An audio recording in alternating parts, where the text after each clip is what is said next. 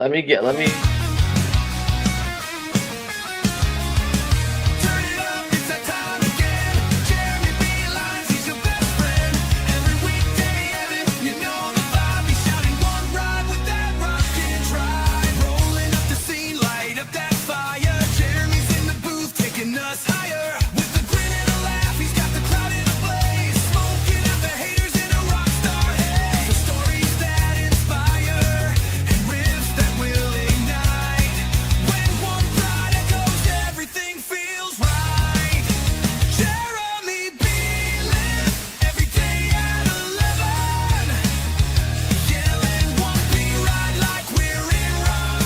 This is a Huddle Sports Network broadcast.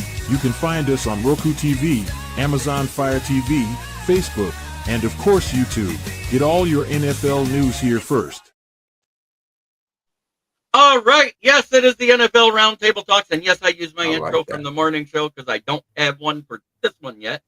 But I didn't ask for it. I just wanted the one for the morning show. I like that one. That's real nice. I like both.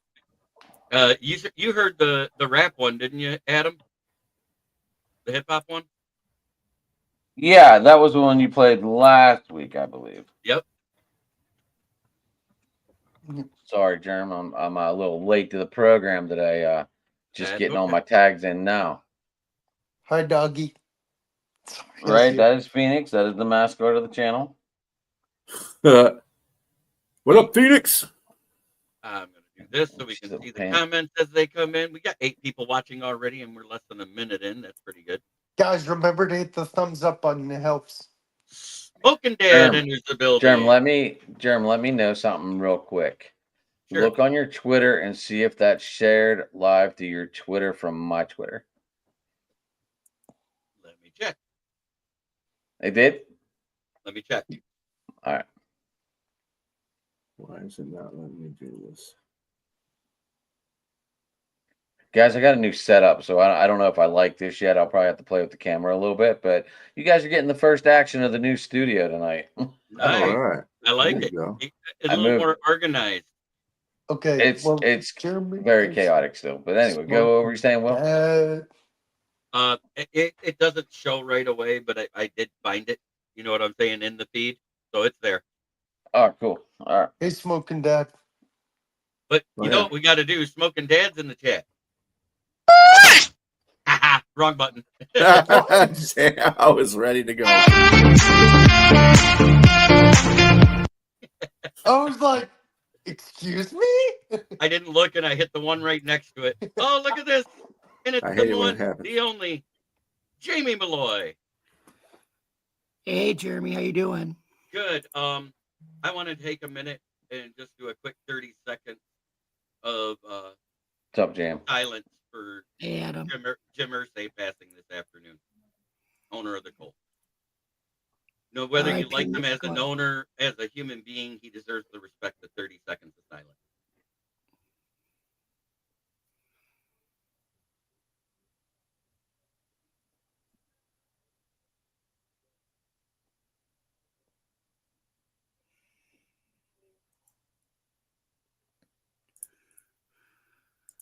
Thank you, guys. Appreciate it. Just you know, anytime somebody passes that you know, in it that quick where you find out about it, it was just this afternoon. I think everybody across the league that does anything like this should do that type of respectful thing. Yeah. What about Norm? Oh, we talked about that last night. George passed away yesterday. Yeah. Norm. My condolences to them, the cast of Tears. I didn't get to meet Jim real quick, guys, but when I was at the Hall of Fame, when we were walking up, there's that little press booth right there, and he was sitting in the middle of an NFL Network conversation. I don't like to call them interviews; they sound too professional. But he was sitting there, and we sat there and watched for a little bit. But that was as close as I ever got to the guy. So that's my only. He story did a lot of philanthropy work. I looked up.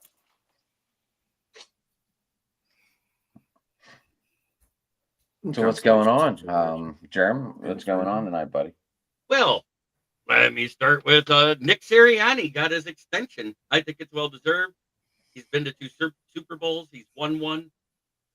I think him getting an extension was kind of a no-brainer. But as we've seen the last time they won a Super Bowl with a coach that won it for him, that didn't work out so good the next couple of years, did it? Nope. And I agree with Jeremy. Much deserved. Been to 2 Super Bowls, won one. Will be probably contending for a few more.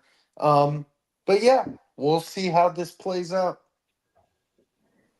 I think he has a much better depth of roster than what Doug Peterson had there at Philly. Oh, amen. Well, Way better. Philadelphia has better management in the upper front office than a lot of teams in the NFL do. I'd take, dare I say, I take this past Super Bowl's team 10 times out of 10 over that one Peterson led. Oh, but you got to admit, Big Dick Nick was the best backup quarterback. Dude, that was the whole what is it called? Oh God, what's that play they did called? Yeah, The Philly special. The Philly Philly special. special was genius. Everybody does it now. Everybody does Everyone it. does. We have a version of the Philly special. But it involves an offensive alignment. And I'm sorry, how you doing, Jamie? I didn't get to say hey to you. By the way, hi, Jamie. I'm good. So, Can't complain. Do you have an opinion on the Nick Sirianni extension there, Jamie? Yes, I do. I think it is well deserved, well earned for him, especially him being a fellow native Western New Yorker like myself, and I think he's really, I think going for that job after Doug Peterson, but really going for a job like Philly's tough because the Philly fans are very hostile. We know about the history of they were even mean to Santa Claus back in the day in 1968. That was prior to the merger, but anyway, that's what's but Sirianni, I think he's handled everything with I think he's a class act. I think he's a good guy, but I think he's handled that job well with grace and dignity, and all of his interviews are great too. He's a classy guy. I'm not really the biggest Eagles fan, but I'm appreciative of good people doing good things, and he's that guy. JB, can I ask JB something? It wasn't one of the topics, and I really want a quick point on this because I know Jeremy has a show to run. What are your thoughts on the Bills and the rest of the AFC East just being announced for Hard Knocks?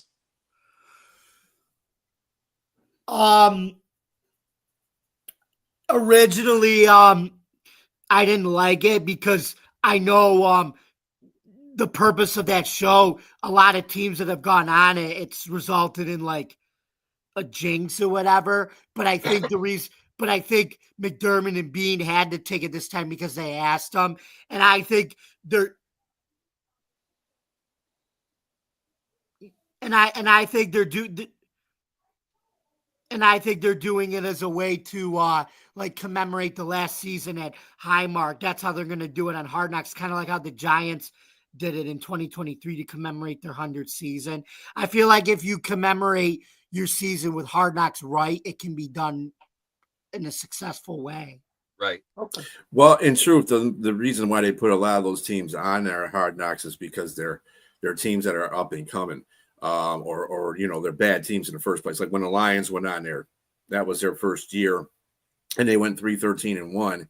So I mean, it wasn't because they were a bad team. It was just they were just showing how the culture is changing in Detroit, and that's basically all it is about with these teams that are bottom pack teams.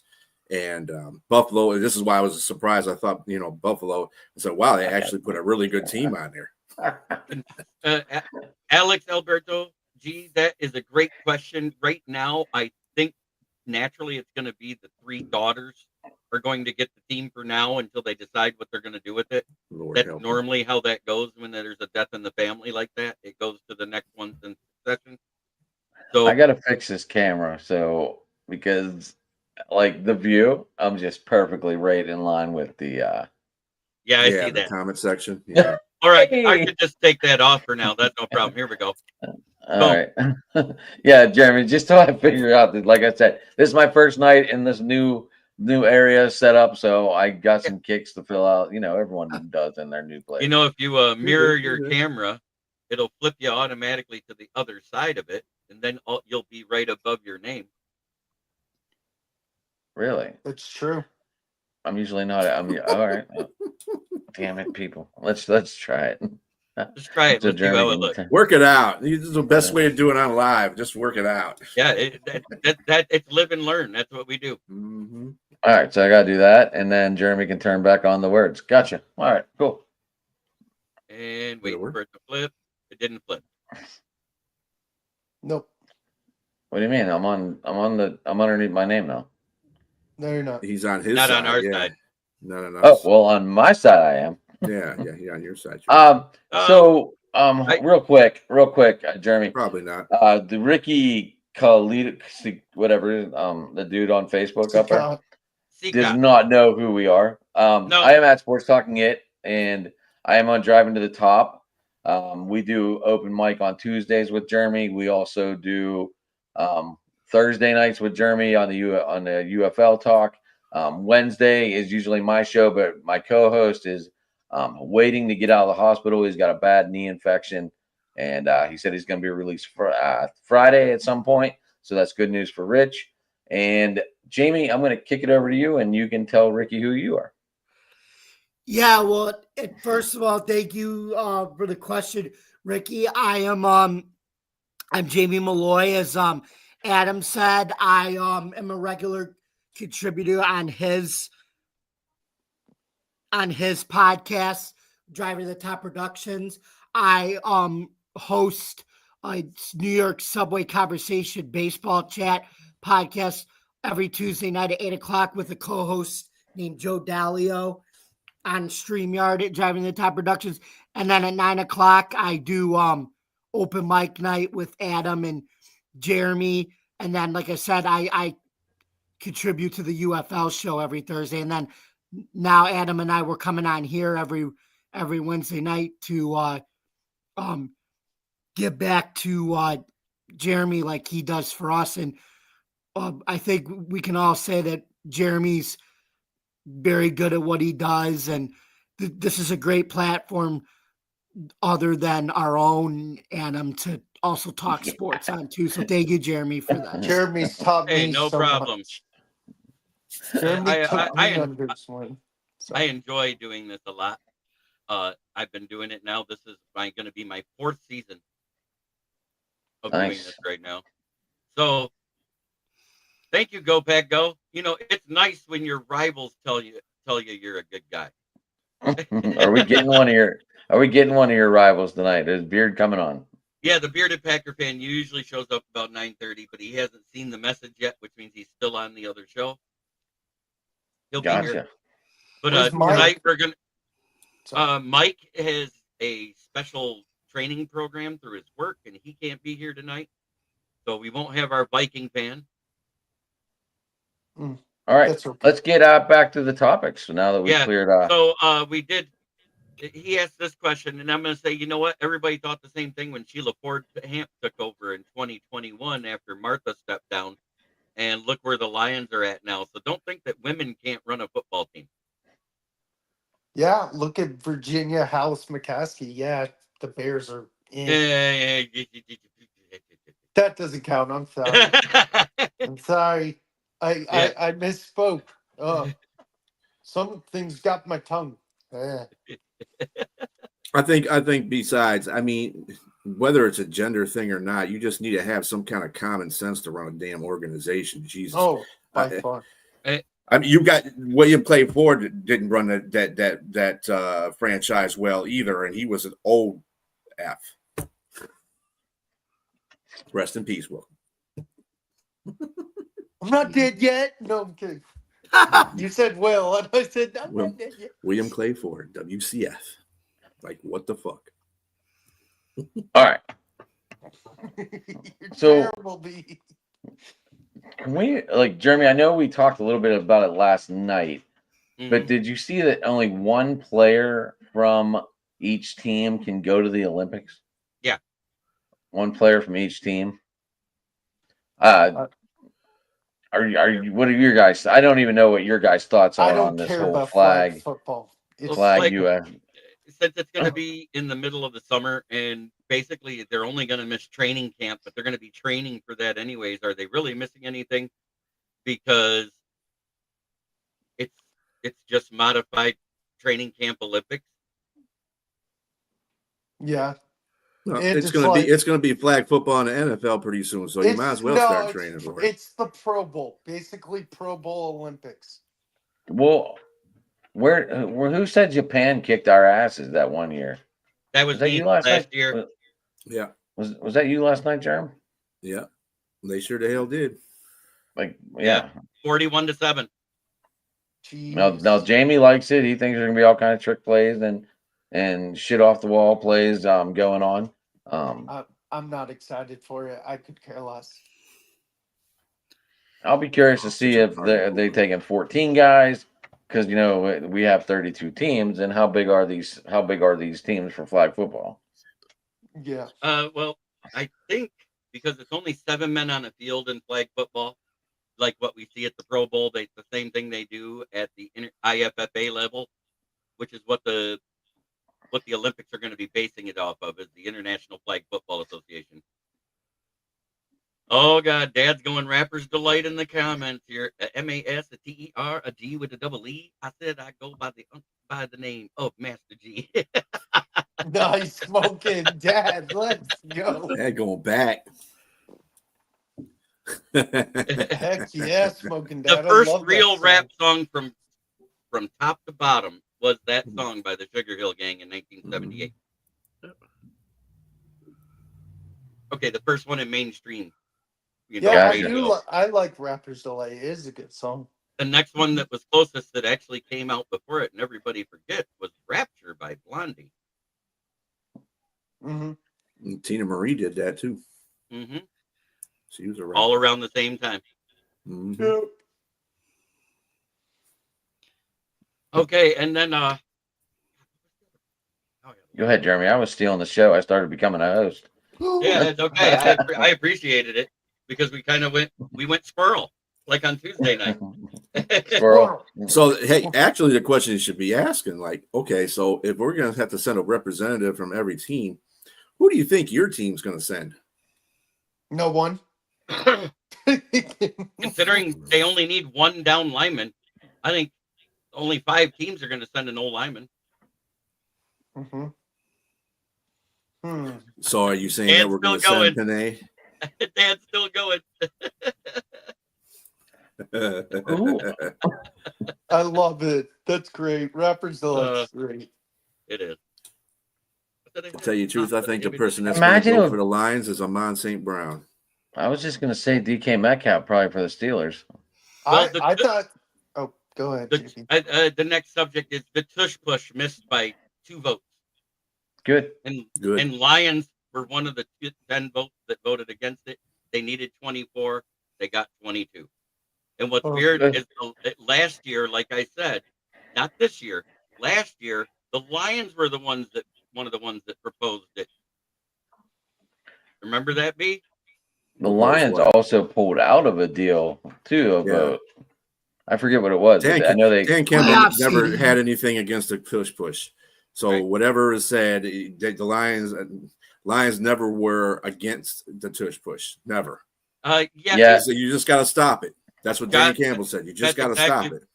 This is exactly what we're doing. This is an NFL-based show. And we mostly cover NFL-based news on this, and then we're going to be doing division reviews right now. So, yes, this is what Adam's going to be doing until Rich comes back. Yeah, Rich, Josh, just to let you know, I know he's your buddy, but Rich will be hopefully getting released on Friday.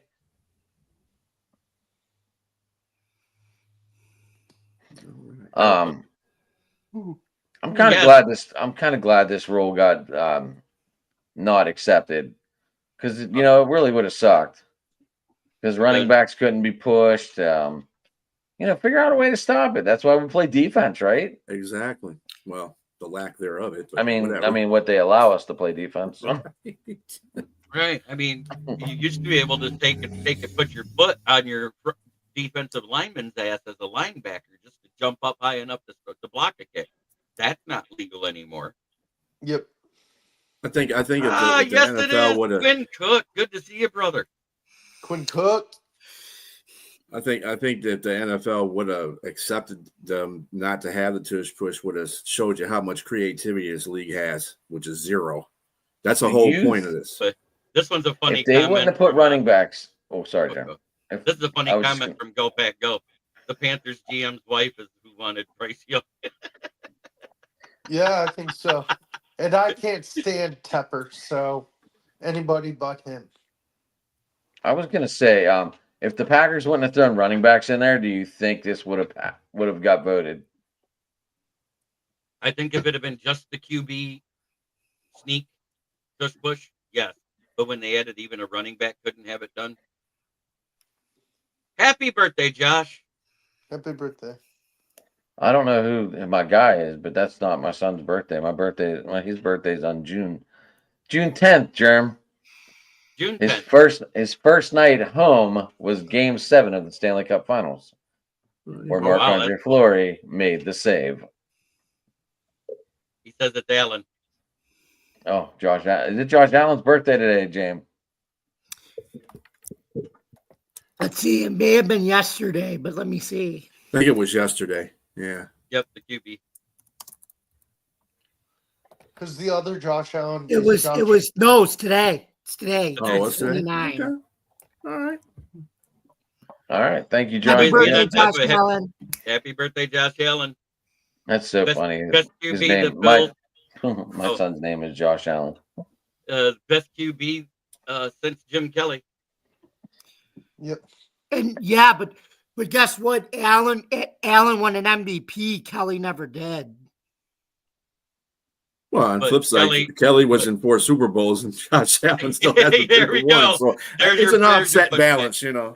Right, and plus the go ahead, Jeremy. And then I'll That was our pushback. That was my pushback too. I was like, well, Kelly got him to 4 Super Bowls, and Josh Allen. Well, however, though, Thurman won an MVP during one of those Super Bowls in years in 1991. So, but that's when the NFL actually cared about running backs actually winning the MVP. Now it's all just the quarterback.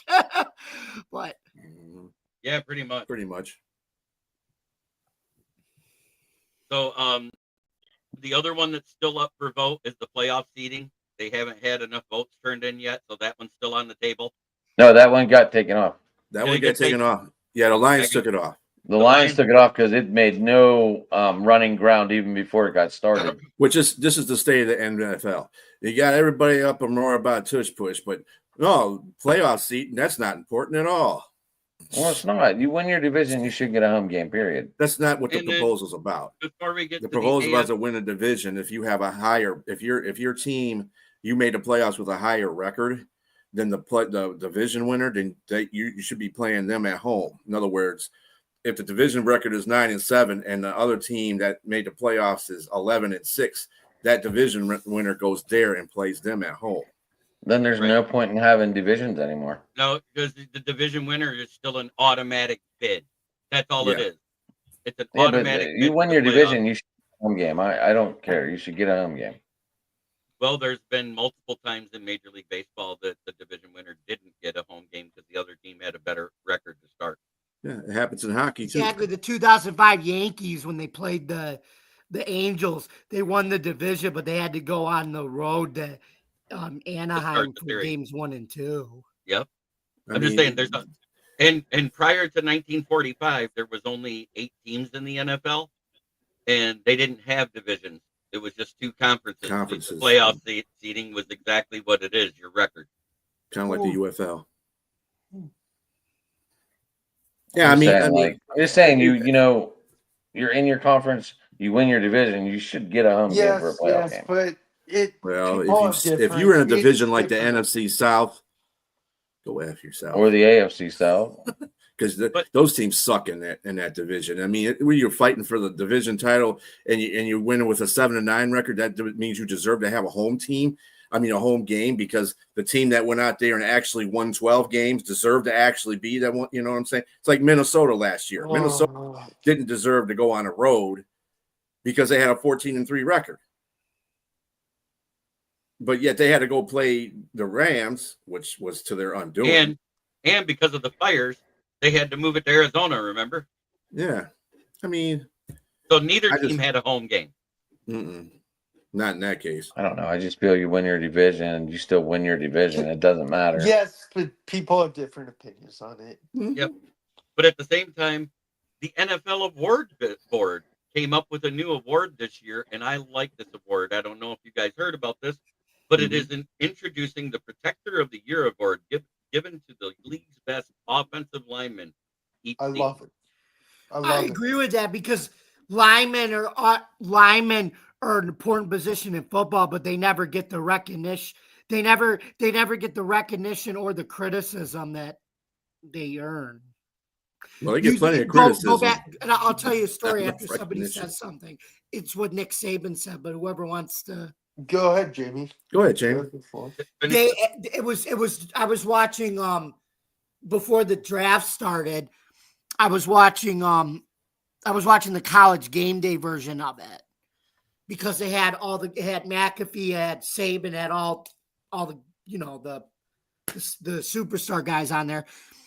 And Saban said, I would take an offensive lineman first because they never get criticized, even when they're a bust. Yeah. I'm excited. There have been so many phenomenal O linemen throughout history. And they get only credit they get is usually Hall of Fame. Yep. Yeah. That's a pretty high honor. Yeah. It's a pretty high honor, but during the year, you got quarterbacks out there winning MVP, but a lot of MVPs can't be made unless they have that offensive line, or if it's a defensive player, defensive line. So games are still won in the trenches. That's exactly that's never changed. Whether if it was 1945 or even now with all the trick plays and the passing offenses, you still have to win in the trenches and be a tough team. Yep. And let's face it, I don't care what anybody says. The top two lines in the NFL right now is the Eagles and the Lions. Amen. Yep. I mean, there's others that are close, but I think those are the two best offensive lines in the league right now. And why do you think the tush push wasn't banned either? That's in the trenches right there too. It is. Technically, it's in the trenches because once they get to the line, that's when they push. Kind of like this new setup. I can sit way back now. Yeah, there you go. There you go. I'm just getting used to this, boys. Yep. You know what you need is just a little better lighting. It's a classy chair. Yeah, I like the chair. Good. I like. Look, it was in my basement, and I was like, I don't have to sit on this dining room chair. I'm gonna bring this up, and I'm gonna go for the relaxed look. Yes, I know I don't have any other lamps except for the one on the fan, but we'll worry about that later. We still have kinks, like I said. Jamie has a little better lighting tonight than usual too. Yeah, it's not red. Thanks, I fixed it. With magic. Anyway. Amazing. So yeah, I love the award, and you guys all hit the points that I wanted to say. That games are won in the trenches. 100%. So I think that an alignment award has been a long time coming, and that's why, if you notice, it's usually been an offensive or defensive lineman that wins the Walter Payton Award when there's been other positions that have been deserving, but they're already recognized through the award. So now they'll be able to change that. Yep. Why did they move the onside kick back a yard? I didn't understand this. Maybe someone could break this down for me. They moved it back a yard for how the receiving team lines up. If that makes sense with the new alignment, because they're so close together, they realized it made it harder for the onside kick to be performed properly. So does the ball still go to the 45, or does it go to the 44? It's going to go to the 44, and the players will line up that yard ahead, so it gives them that extra yard before they meet with the other team. Okay. And I also didn't like how only losing teams can use it. If you're winning, you can't use it. Right. I don't like that, and I also don't like they still have to announce it. Yeah, it's BS. It's stupid. That's the worst. Oh, I'm gonna do an onside kick. I'm not only just. It was attempted a total of 12 times last year and successful once, which is the lowest percentage it's been successful since the onside kick was introduced. Yeah, it's ridiculous. I don't like how you have to announce it. I don't. It's stupid. You're the whole situation is just dumb. That's what it is. Pathetic. It's the NFL trying to be creative and not being creative. Now that they did a difference in where they line up, it makes more sense on why they have to announce it. You know what I'm saying? Sure. But at the same time, know how they're lining up and you know what they're doing. Yep. Just don't make sense. Yep. You don't have to tell them about it, though. Yeah, because look at it this way. The Colts were leading at the half when Pat McAfee did his that one time. They wouldn't have made it to the They wouldn't have made it to the Super Bowl if it wasn't that for that play, because they ended up winning the game by 4 points, and that one turned into a touchdown to start the half. Oh yeah, true. What was the other rule change? Well, the ones that automatically pass through. Oh yeah, the other one that they're still voting on that hasn't been done yet was about the defensive holding and the illegal use of the hands not being a automatic first down. Oh yeah, everything can be. Go ahead, Anna.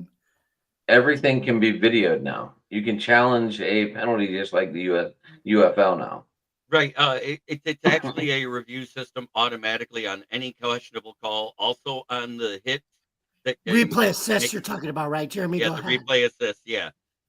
Any hit that could be considered a finable offense, it can be replayed right away now.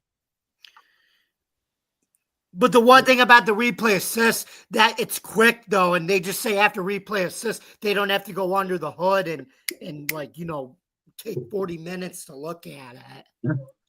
Right, they got 30 seconds. Yeah, it can be challenged, too. Isn't that correct, Hurricane? It can be challenged. Like a coach can say, hey, I think that's a defensive pass interference. Can you take a look at that? Because I've seen that. But they have to word it correctly. I read that it also has to be like the UFL, and they have to have the right numbers. They have to be a ref on the field. Mm-hmm. And if you get the number wrong, and they look at the play and see that number not doing anything, they're not going to call it. And you lose your challenge. You do lose your challenge. Yeah, they did that. I just watched a game in the UFL. There was a Panthers and some team. I think it was last week, but the weekend. Yeah, and they had that same thing. So that's a good thing. I like that. Yep. And then last week the Panthers saved themselves, and the coach redeemed himself because he's like that number on that guy. Mm-hmm. And I was like, okay. That's gonna be something to watch. Go ahead, Jerm. On a side note, I did see a video where Travis Hunter is failing as a wide receiver right now at camp. Couldn't catch a cold if it was in a bucket. That's funny. I saw a different video of him catching everything. No, I'm serious. They just did one where it was a drill and it had to do with awareness that they're doing to improve hands. And it has like a setup where they're like a candle-shaped item that are being dropped at different angles, and he has to keep up with it. Oh, yeah.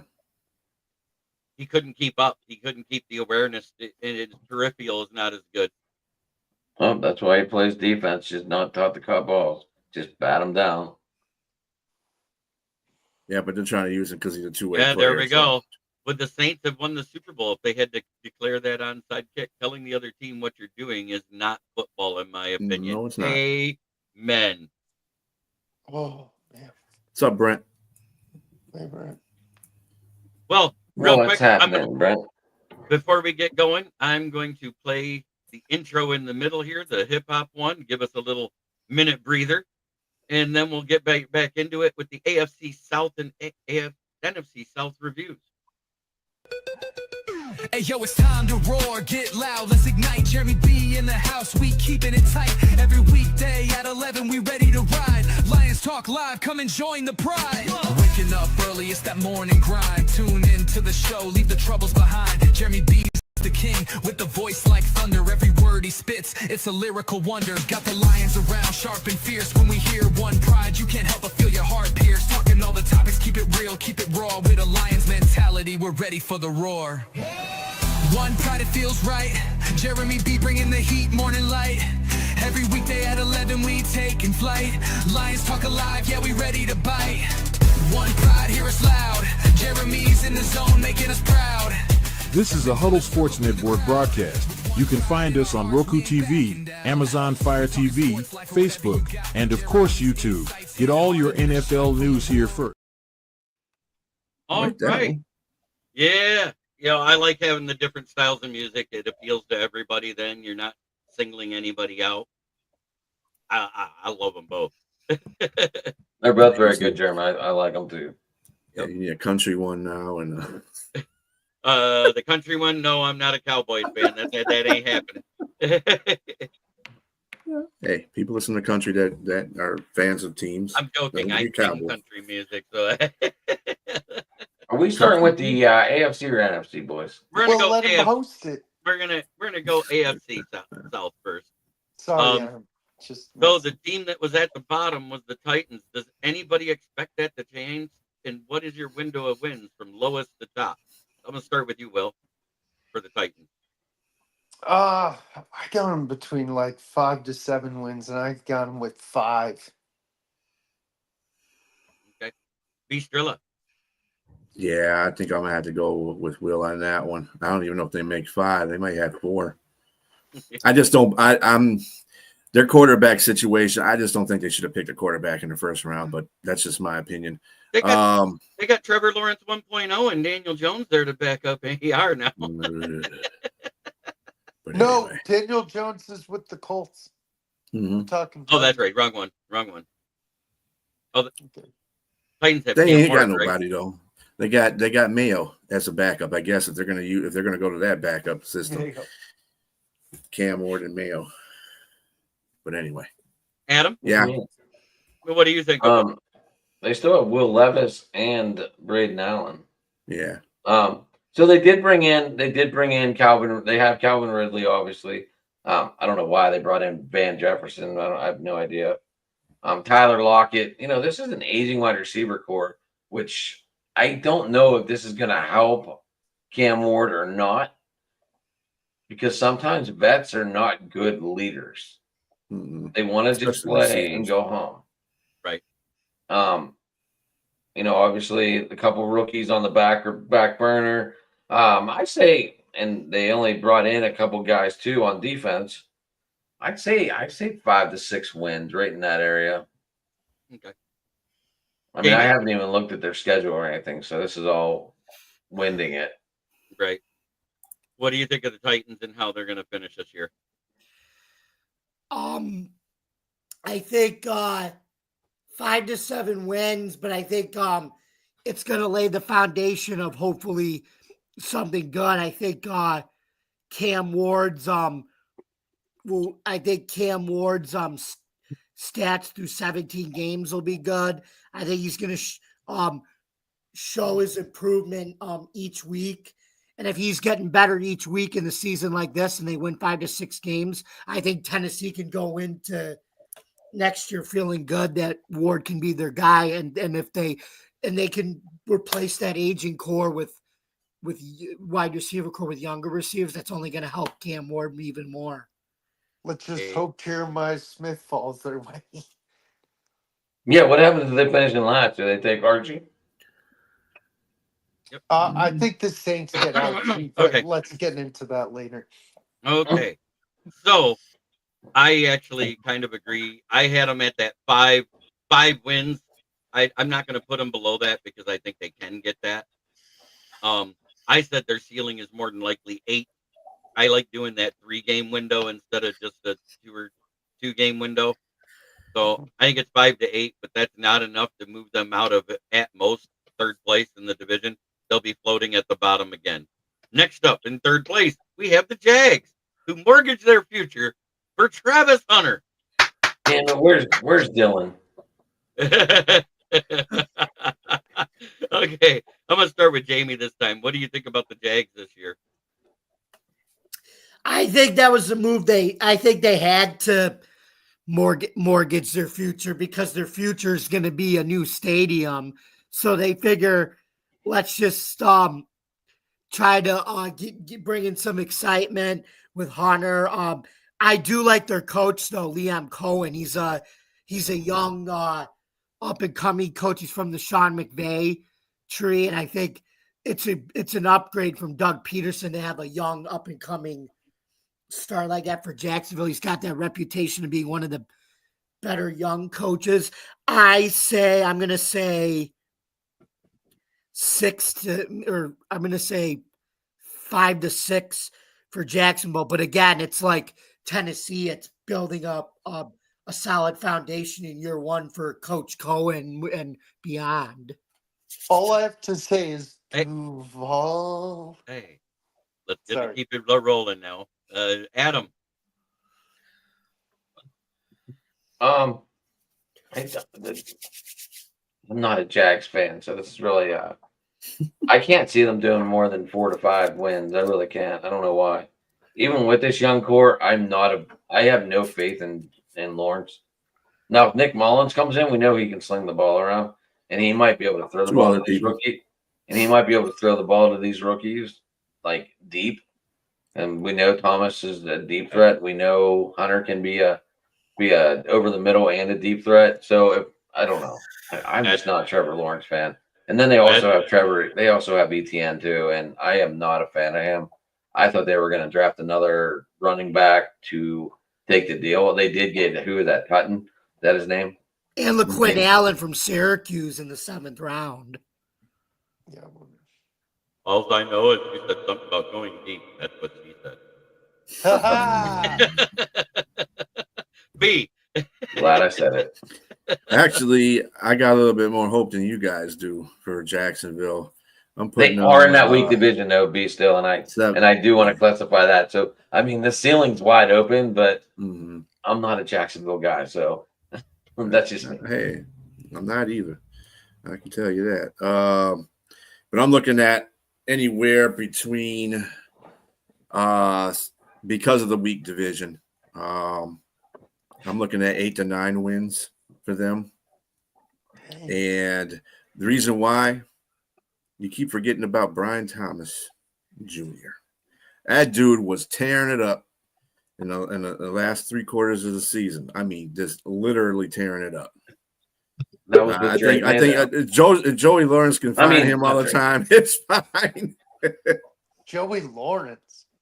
Yeah, that's what I call him. Joey Lawrence. Who was the quarterback slinging the ball to them? It wasn't Lawrence. It was Mac Jones. Mac Jones. Yeah. Mac Jones, bitch. Yeah. It's all right. But he's not even on the team anymore. That's all right. Joey Sunshine to come in there and do something. I feel the same way with the Titans. It's 5 to 8 wins. They did, like, you mortgaged your future for Travis Hunter, and like JB said, his reflexes aren't on point right now. So I don't have much faith in them, even though I do like ETN, and I did like Lawrence in college and ETN because I'm a Clemson fan, but no, still Lawrence is not doing much. So 5 to 8 wins, but I got them at 5. I have them at 4 to 7 wins, and they'll be lucky to get 5 because Daniel Lawrence, Trevor Jones, same person. Right. Statistically, they're the same person with the same exact team results. Picking in the top 5 every year, made the playoffs once, won a game because of their kicker. Overpaid. Yep. And overpaid their QBs. All right. Next up, you got the Indianapolis Colts, who took 2nd place in the division last year, which wasn't saying much because it wasn't a playoff appearance. What do you got? What do you got them at, B? They're Mr. Will Vogel. I got them between 6 and 8 wins. I got them at 6 wins. You got Daniel Jones backing up AR-15, who's not good, and Daniel Jones, who's not that good. So I don't have faith in the Colts, actually. Even though I did like their draft pick last year, a lot too late too, and their defense is decent, I still have them at 6 wins. Yes, Josh, before you got in there, we did a moment of silence for Josh Ursay to We start did. the show. It's a sad day for the Colts organization. And as much as I hate to say it, Was he even sick? He's been dealing with stuff his entire life. I think it was cancer, right? Isn't that what he was fighting, or cirrhosis of the liver, or some stuff like that? I can't remember which one it was. It was either cancer or cirrhosis of the liver, and he died in his sleep this afternoon. So it was during it. He died during a nap. I mean, if you gotta go, that's the best way to go. If you die in your sleep, that's the best thing. We heard the story about Gene Hackman and his wife, and you find out that she was dead 24 hours before he was, and he's dealing with dementia. So he probably didn't even realize his wife was dead. Mm-hmm. So I have, unfortunately, I got 6 wins. But Jeremy, to the organization, I say rest in peace. To the fans that hated him, I say congratulations, because they're celebrating it the same way Lions fans did when William Clay Ford died. No one should be celebrating death. I know they shouldn't, but I know they are, because I've already seen it. Hey, that's Jeremy, sad. Guess what this setup would be good for? What? Watch along Saturday. Oh yeah. I didn't even think about that. Yeah, it's perfect. You don't even have to have a dog cam; it's there. Yeah, but yep. B did his, didn't you? Nope, that was me. I said 6 wins.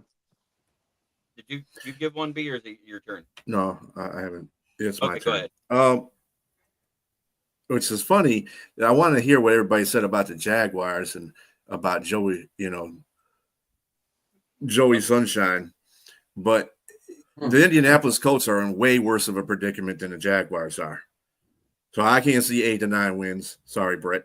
I think they're going to be the third place team in that division, because their roster isn't even as good as Jacksonville's without the quarterback situation, and the quarterbacks are dumps.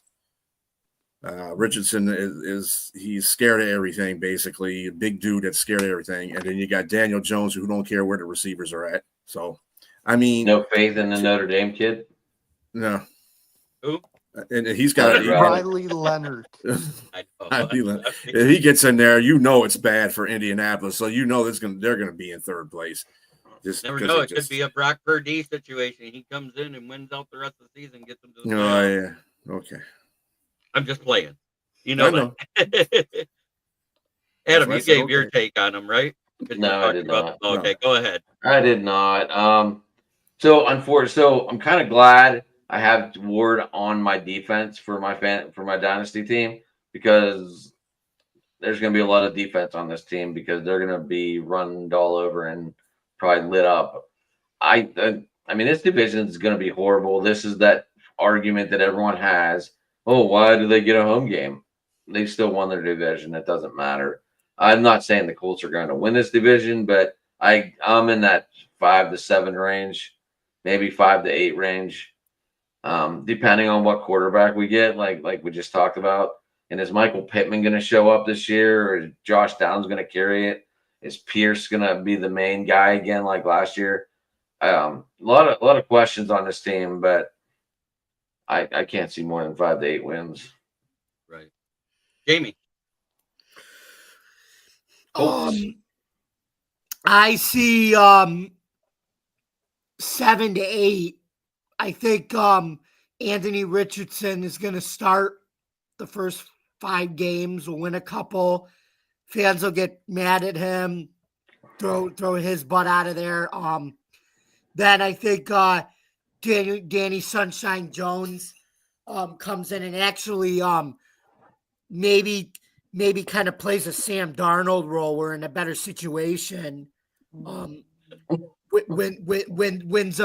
Wins them a few games, because I think he has better talent around him in Indy and a better line than what he had with the Giants. And then Riley Leonard, I think they could use. If the Colts really want to get creative, I think maybe you bring him in and run your own version of a tush push with him, or bring him in for running packages because he's a dynamic runner. But yeah, I think the Colts are going to have somewhere between 7 to 8.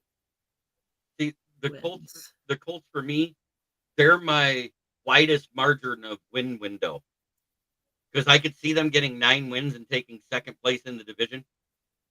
And I could also see them getting 3 wins and having the first pick overall. I don't know where to put them. They're that bad because there's no consistency. And they're going through another coaching change, and they're doing all this stuff. All of it combined. Now they're going through new owners too. Right. And now you got 3 guys that you don't know who's going to start, because Anthony Richardson at one point looked like a Keely Smith last year. That's being nice. Jamie referenced Sam Darnold for Danny Jones, and I think Danny Jones knows how to play in prime time, unlike Sam Darnold. No, really? Dude, Sam Darnold couldn't play in prime time to save his life. Yes. You're like, what? No. All right. And now we're to the cream of that crop, the only one that actually might be a playoff team. We have the Texans. And I'm going to start with you, Jamie. What's your window of wins for the Texans? And remember, they have their entire offensive line getting healthy is the main thing. Even though and that's with trading Laramie Tunzel too. But anyway, I think I feel like it's like they're just, I got in between like mad they're the Texans to, hey, the sky's the limit for them. That's just, the Texans, I think, are the Texans no matter where you put them. But I can see 8 to 10, but I would say 8 to 10. Yeah, CJ Stroud did have a quote unquote sophomore slump, but he still led him to the playoffs. And honestly, if he fell victim again to the Kansas City Chiefs again, benefiting from the refs again. And I feel like Houston was in that game where they could have knocked off the Chiefs, and so could have many other teams prior to that. But I think the Texans are one of those teams where the more CJ Stroud plays, they're gonna eventually reach AFC Championship status. Because I think the first 2 years, that's the difference between them and some of the other teams. It's not so much the talent, it's the youth and experience it's just about them gaining more experience as a football team, the Houston Texans. Absolutely. Adam. All right, so we're going to line Christian Kirk up in the slot. Then we're going to have Nico on the outside and Melchi, unless Higgins or Noel beats out Melchi. I think Melchi's the only real question mark that one of these rookies could beat out for wide receiver 2. That's just my own personal opinion. Is Joe Mix? Go ahead. What? Don't forget Tank Dell's coming back off of his injury too. No, he's out. He's out for how long? He's out for the whole year. The whole year. Jesus, man, he's already on my IR in Dynasty. No pun intended. He can't catch a break. Oh, he caught a break. That's one thing he can catch. I meant health wise, he can't catch a break. So is Joe Mixon going to help Woody Marks or not? Like I said, these veterans aren't big on helping people lose their jobs. That's just any business. I don't care. Not really taught. They didn't do anything big on defense. I think this team could go 10, 11 wins. Because of the division they're in. This team they have a decent team too. This is probably the strongest team in the South. It is the strongest team in the South, and I agree with that. And if everybody doesn't think about it, on the negative side of it, they can sweep their division, and all they have to do is win 4 games, and they're a 10-win team. Right? Mm-hmm. I'm from Pittsburgh, so Jagoffs is nothing new to me, buddy. Yeah. Isn't Robbie a Pittsburgh fan? Yeah, he's a Pittsburgh fan too. That's how I knew. So, all right, Robbie, I love it. Time for your opinion, B.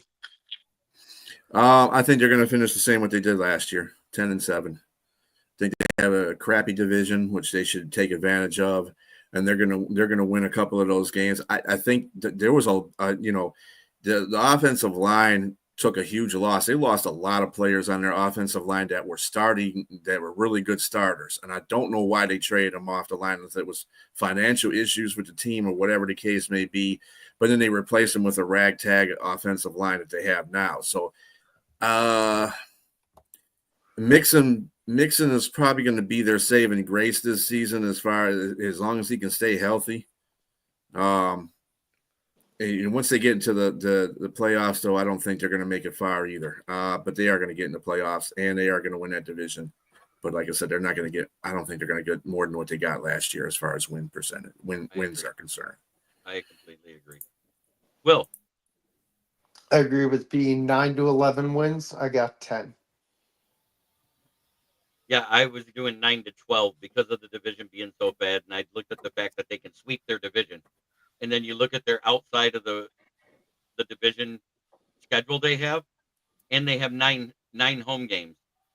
So I think it ends up being 10 and 11 wins at the end of the season, automatically, because they're going to win at least 4 or 5 of those games outside the division. So I think 10 wins is actually right where it goes. They end up 10-7, but they have the shot at being 11-6. Yep. And Brent DeWitt agrees with all of us too. 10 wins sounds about right. Yep. And it's just because the rest of that division's so bad, and they are a good team. They have good pieces on both sides of the ball. They just re-signed Derek Stingley Jr. to a nice contract because he earned it. Mm-hmm. Because you remember his first year he was injured. He didn't hardly play. Second year he came out, he balled out a little bit. Last year he played great for them. So that kudos to him for staying healthy for a year. Everybody I was think like, bringing in Christian Kirk was huge.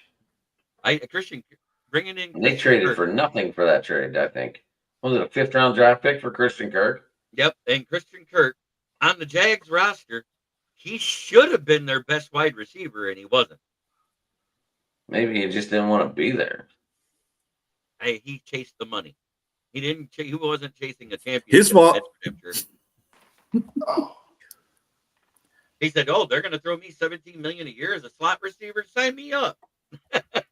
Exactly. I'd sign up too. I don't care. Yeah, I'll sign up to ride the pine for $750. What are you talking about? Yep. I am proud. I'll take a little less than $1 million. Yep. Now we're to the NFC South, Will's favorite division, and starting from the bottom, and he gets to start it off. It's his Panthers because they're full of shit. You're full of crap.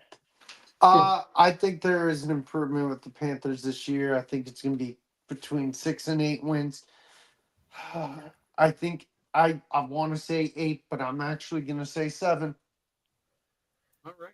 I like the honesty. They're trending up slowly. Right. Bistrella. If you look at that division, I mean, New Orleans is like dog water. Yeah. Atlanta is, I don't know where Atlanta's at. They don't have a good quarterback situation going on either. Then you got Tampa Bay, who's probably the most solid team out of all the teams in that division. Mm-hmm. I do have Carolina playing really well this year. I do have them going 9 or 10 wins. Wow. Nice. Mm-hmm. All right. Adam. Well, they only brought in one rookie that's going to start probably, and that's McMillan, obviously. Yeah. Adam Thielen, he's getting up there in age, but, he's still a trustworthy receiver. Kind of like Keenan Allen a little bit. He pretty much catches everything. They just signed Renfro too. Renfro. He might take Thielen's spot. Renfro took a year off, so it's going to take a while. Wait, Jimmy Horn has been showing great signs too. Let's not leave him out. Thielen said this is his retirement year. He's doing the retirement round. He's playing every game. No, I said Renfro had a year off because he was still recovering from injuries and stuff. Yeah. Go ahead.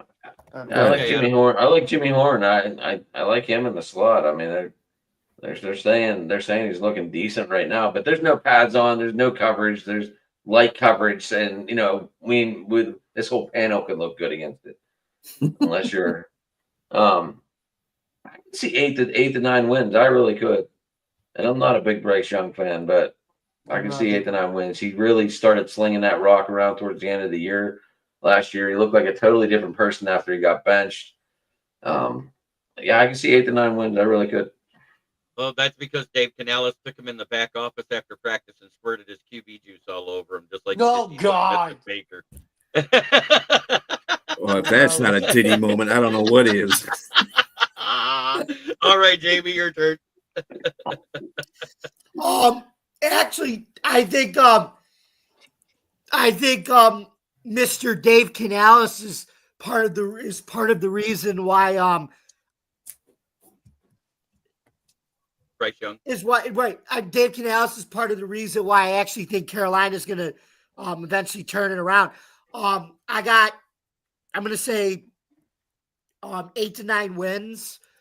I think Bryce Young is, after that benching, I think he's finally showing why he was picked number one, saying, hey, CJ Stroud, wait a minute, I'm still in this quarterback class too. And I may not be as flashy as you, but I can play with the rest of the class too, buddy. Basically, that's what he's showing. And I think I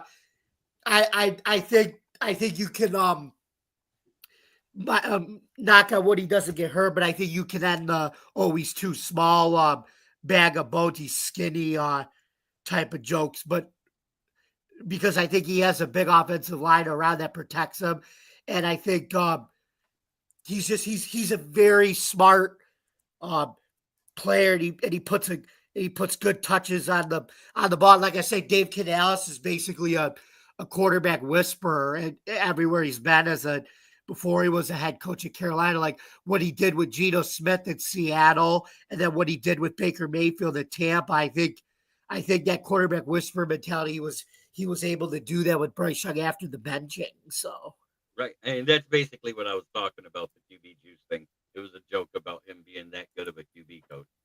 Yeah. But yeah, I have them in that 8 to 10 win range. I think their ceiling is 10. I think their lowest they'll be is just below 500, just because I think their roster is that much more improved than last year's roster with their additions. It's the same roster, Jeremy. They had 8 draft picks, dude. Right, but it looks to be the same starting except for McMillan. Adam, they drafted a guy who's projected to be like Brian Burns. I'm a Panthers fan. I've studied our team. They got Nick Scorton too. Yeah. Yeah. We're not bad. So. We've changed a bit. And they got a good offensive lineman. No, I was just saying, like, according to our lads, the only thing the guys you brought in, the 4 you brought in, are going to start on defense. And the only one that's the upgrade, which I think Rico Dowdle could be the starter over Hubbard, but that's just me. The only rookie that looks to be starting will be McMillan. Oh, on offense, for sure. Well, on defense, you're saying that our lads might be wrong, that it's us. Scorton and the Princely something or other. Yeah, we're not even he's probably going to play flag football for a different country. No, he's not. No. that guy. Well, I don't know. If he'd have came out the year before, he'd have been a first round pick, is what they were saying. That guy was right up there with Laiatu Leitu, and he decided to go back to school. He's 6'4", 244 pounds. I understand it, but his production was like Laiatu Leitu, is what I'm saying. That year, they were projecting him as a first round talent, but he got hurt at his pro day. Instead of hurting his draft stock, he went back to school. Yeah, smart move. Sorry, Jeremy. Go ahead. That being said, like we all have Carolina at 8 to 10 wins. What the hell's going on here? Yeah, because I think they're that much more improved. I do, and it's because consistency in coaching. They didn't have a lot of turnover there. That matters in the NFL. Next up, third place, and they didn't even deserve it. They accidentally got it because the Panthers played them twice early. The New Orleans Saints. I think this is the bottom of the division. Go ahead there, Jamie. What do you think about the Saints? Me? Yeah. Yes, you. I think it's going to be interesting with them. Derek Carr retired. They're going to have a very young quarterback room. I do think the one good thing, they're going to be set up for long-term success because Kellen Moore, I think, was a good hire for them. And who knows? I think with the quarterbacks they have now, maybe he brings a version of the tush push over to the Saints after he learned it from Philly. So it'll be interesting if the Saints do it now too, because Tyler Show and Spencer Rattler, they're mobile enough, I think, to do it, and they drafted some big linemen, I think, to be able to do it. But I think I see 4 to 6 wins with this team. But like I said, I think this is a long-term build with the Saints with Kellen Moore. All right, Adam. I don't know what's going to happen here. Apparently, the Olave trade rumors I picked up here in Pittsburgh. So I don't know if Olave's even going to be on this team in the start of the season. Pittsburgh is in talks with them, but we've heard this before out of Pittsburgh, and they just ended up all blowing smoke. But Olave was not good when Derek Carr did not play. His production went so far down because I don't know if Rattler couldn't throw the ball or what, right. But he got hurt against the Panthers, didn't he? Like concussed. Right, and then he came back and got another concussion. But when he did play without Carr, the production was really, really low. Well, level of QB play does make a difference in a wide receiver's production. We've seen it before. But I'm saying 5 to 7 wins. I'm in that category, and that's pushing the 6 and 7. Yep. All right, B. What about you? They have. I mean, there's a whole bunch of players come back from injury. I mean, they were decimated by injuries last year, mostly on the offensive side of the ball. I think Kamara was the only one that was fortunate not to get that injury bug. But in saying that, they don't have Derek Carr anymore because he retired. They got to choose between Spencer Rattler and Shook. That I don't know why you pronounce his name that way, but that's what he pronounces it as. So, but anyway, so I don't know who's going to be coming out of that, and that unstable quarterback play is probably not going to lead to a lot of wins for the New Orleans Saints. I think their defense will keep them in a lot of games, but other than that, I think they're going to win probably no more than 5 games. All right, Will. 4 to 7 wins. I got them at 4 wins. I'm not sold on Rattler. I hope it's Tyler's show. I think Rattler was overrated in college. So 4 to 7 wins, 4. I'm kind of in the same boat. 4 to 7 wins. I'm leaning 5. I think they're the bottom of the division and possibly the lowest pick in the NFC next season. I think they might be the first pick in the NFC, not the first pick overall, because I think the worst team is in the AFC, which we already talked about, is the Titans. So, Spencer Rattler, they called him Mahomes Jr. when he came out. They should have called him like Mahomes the 8th because his play hasn't even developed yet. Yep. I agree. So, on to the next. We got the Atlanta Falcons. Will, your turn. I can't stand these guys. I got them between 6 and 9 wins. I got them at 7 wins. All right, B. Another question see if Penix can have a full-time go at the quarterback position. See if he can do something with that. They got better on defense. They have a defensive-minded coach. Although he got thrown under the bus last year for their defense. But I see Atlanta probably being the 3rd place team in that division, probably winning about 7 games. Adam. Third year receiver Drake London. Obviously, is Penix going to be able to get the ball there? They did look a lot better towards the end too, with Penix being the quarterback. Obviously, but I don't know. Like, I don't have much faith in Mooney or Ray. Don't forget Kyle Pitts. Dude, I'll be back, JB. He's a horrible option. I know he is. And I don't know why. I think he's a distinct cousin to Julio Jones and has the same allergies in the red zone. They don't throw to him. They don't throw to him, and I don't know why. I really don't. Look at Penix. He didn't use his tight end when he was there in college. So I'm gonna go in the window of 6 to 7 in that window. All right, Jamie. I'm gonna say between 7 to 9, and I'm gonna go with at the most 8.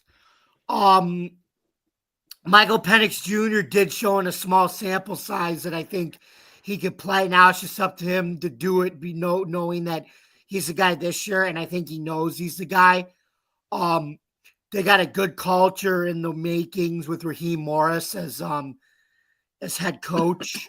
I think his reputation for being a defensive guy will help their defense improve, and I think he has a system in place. You don't think the 3 rookies are going to hurt them, Jamie? What? You don't think the 3 rookies that are going to be starting are going to hurt the Falcons? You got Walker, you got Pierce, and the free safety. Those are plug and play in guys for their defense. I don't think it will.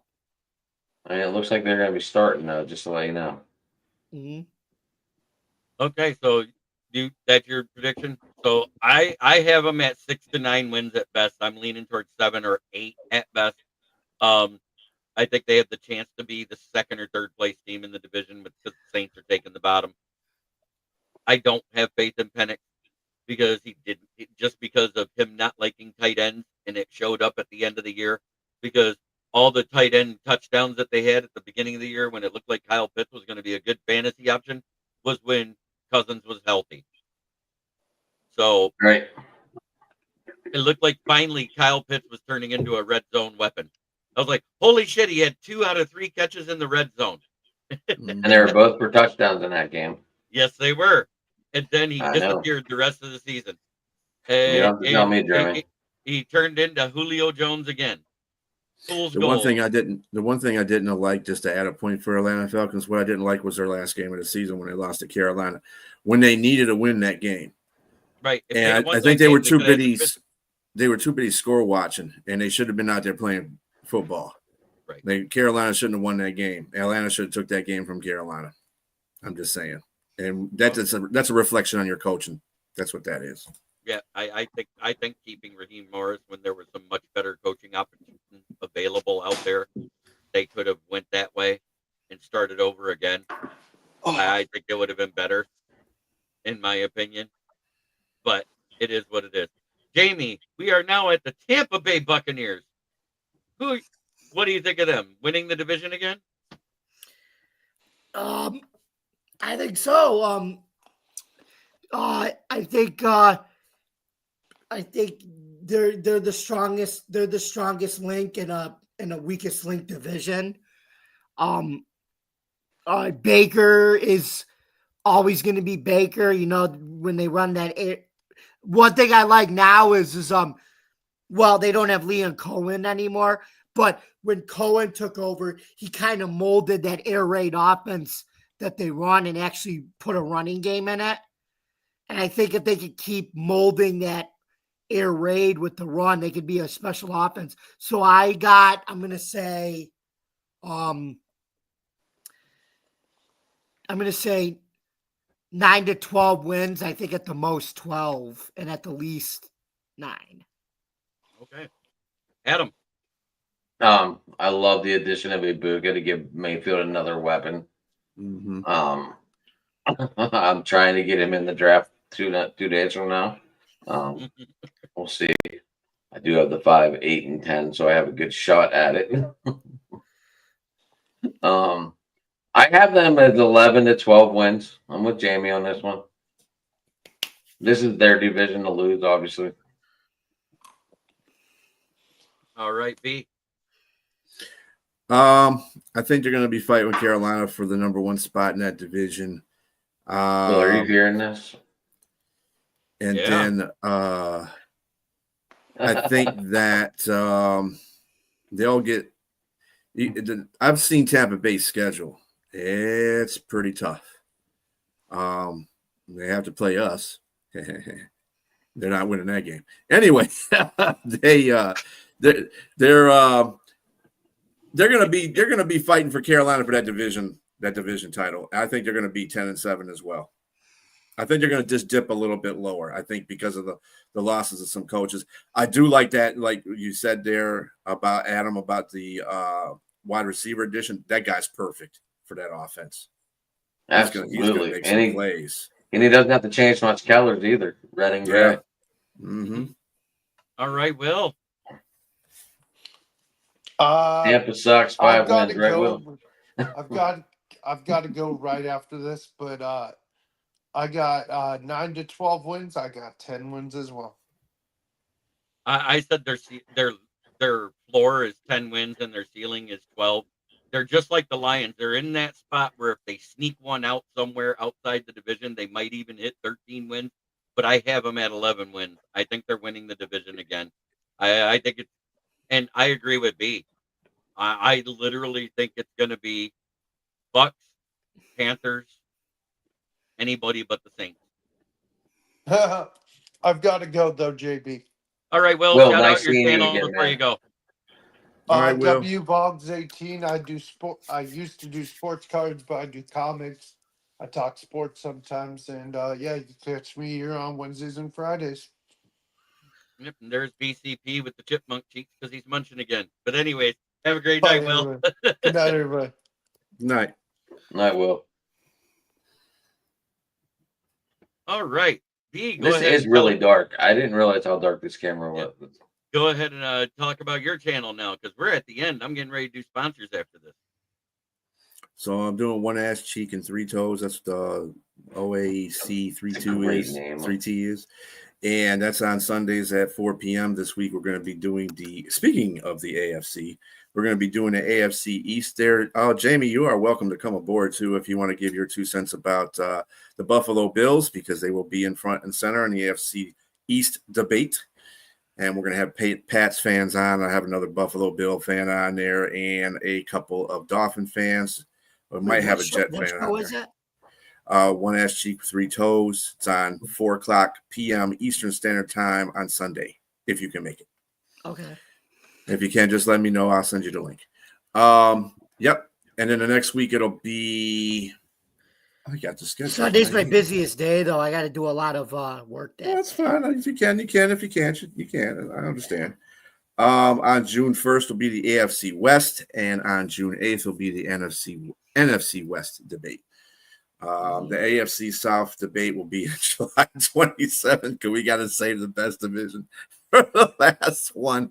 I don't know what's wrong with the South divisions. They just suck.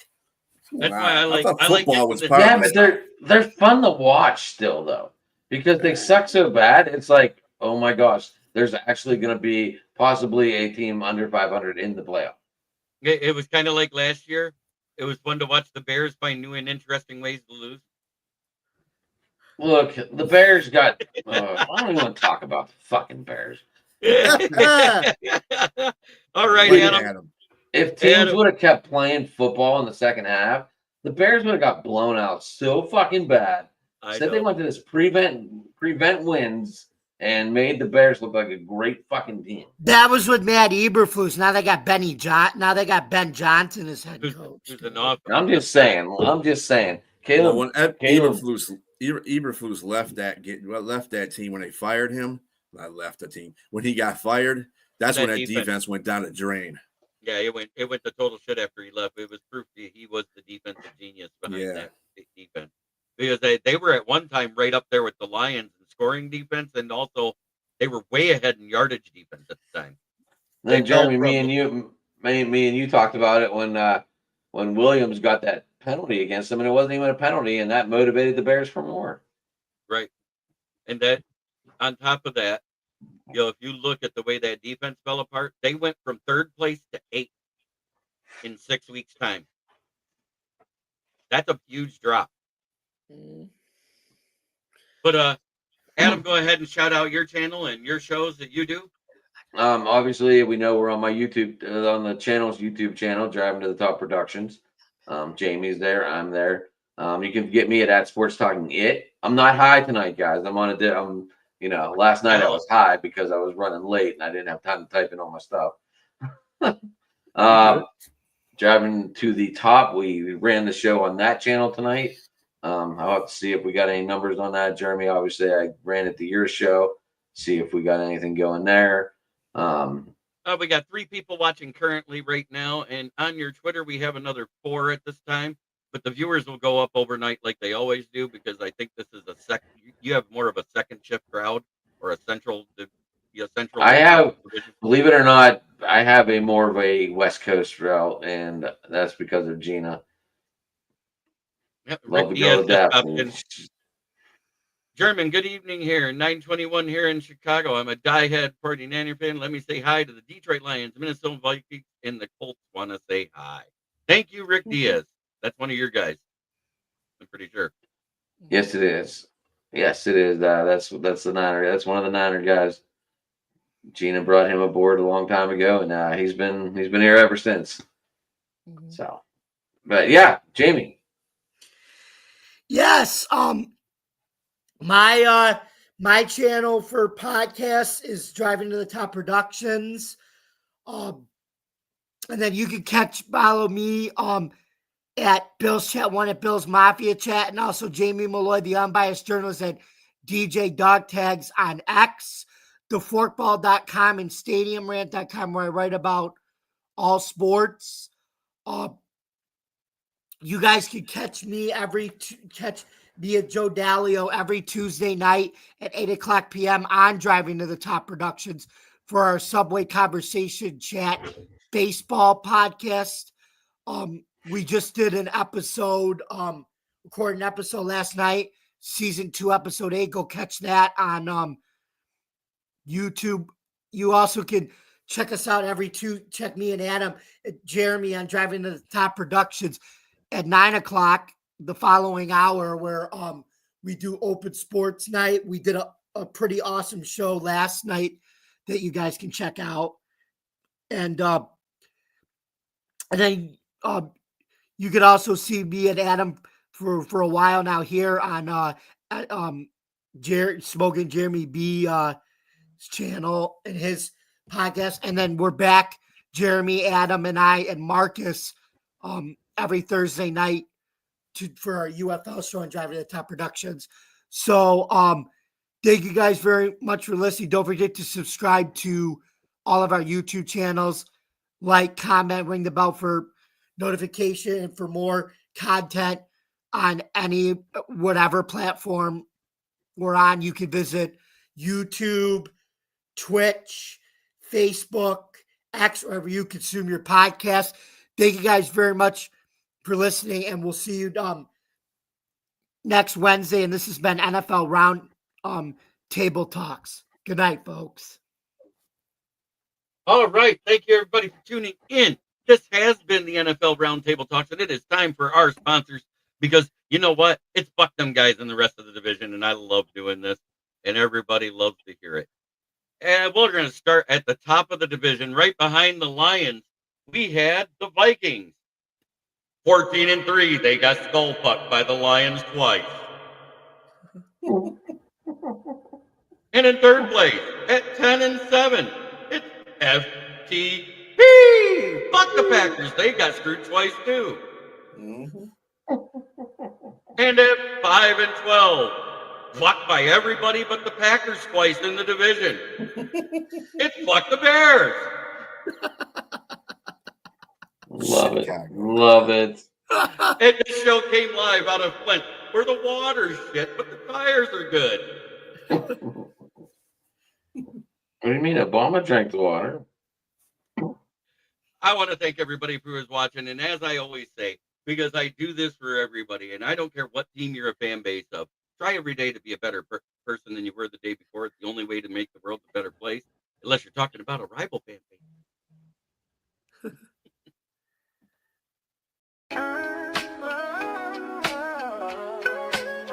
Yeah, yo, it's game time, ain't no messing around. Huddle Sports Network, the best in town. From NFL rumors to the latest trends, we got all your sports, just tune in, my friends. Catch us on Roku, Fire Stick, take your pick. Facebook, YouTube, where the action's slick.